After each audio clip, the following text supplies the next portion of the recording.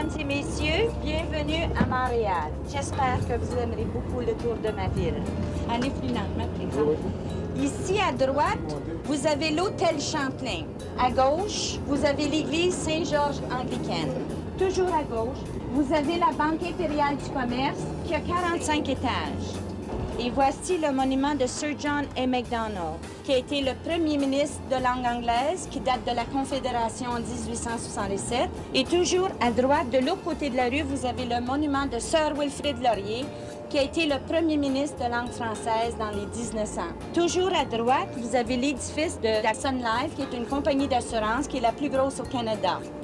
Et toujours à droite ici, vous avez la cathédrale Marie-Reine du Monde, qui est un tiers de Saint-Pierre de Rome.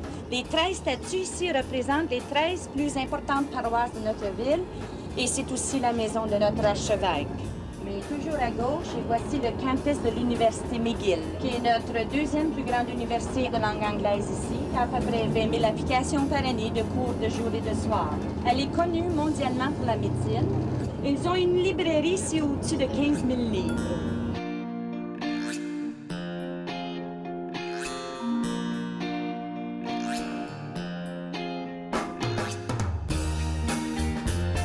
Voici le commencement d'un de nos cimetières, le cimetière Côte-des-Neiges.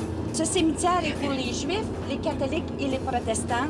Il appartient au Père Sulpicien. Vous avez le Collège Notre-Dame, qui est un collège privé pour garçons. Regardez les deux premières portes de bois. Là, il y a eu un portier ici pendant 40 ans, du nom de Alfred Bessette, qui est devenu le frère André.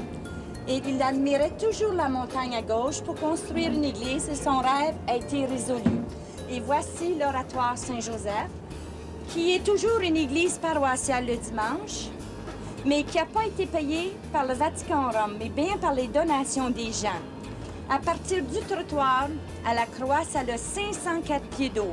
La circonférence de la coupole est de 125 pieds. Vous remarquerez qu'ils ont 99 marches et ceux du centre sont construits en bois.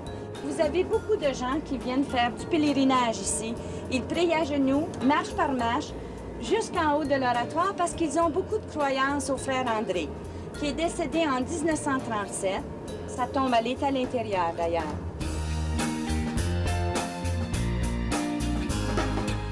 Dans quelques secondes, vous verrez l'Université de Montréal, qui est la deuxième plus grande université au monde de langue française après la ville de Paris. Quand les étudiants entrent pour aller à l'université, ils ouvrent deux portes, ils rentrent sur un tapis roulant qui les amène direct à la tour. Les facultés s'est attachées tout ensemble, ne sont pas obligés de sortir à l'extérieur toujours. Vous avez l'hôtel de ville, qui est vraiment du style de Renaissance française, et la toiture, elle est à la mansarde. Regardez là, les fenêtres, chaque étage a un style différent. C'est ici aussi que M. de Gaulle a lancé son slogan « Vive le Québec libre » sous ces escaliers-là.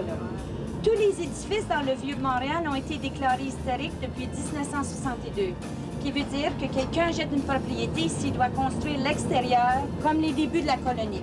Mesdames et messieurs, j'espère que vous avez aimé ma ville et votre tour de ville et que vous reviendrez nous voir. N'oubliez pas de dire à vos amis de venir nous voir. Je vous aime beaucoup. Merci beaucoup. Merci.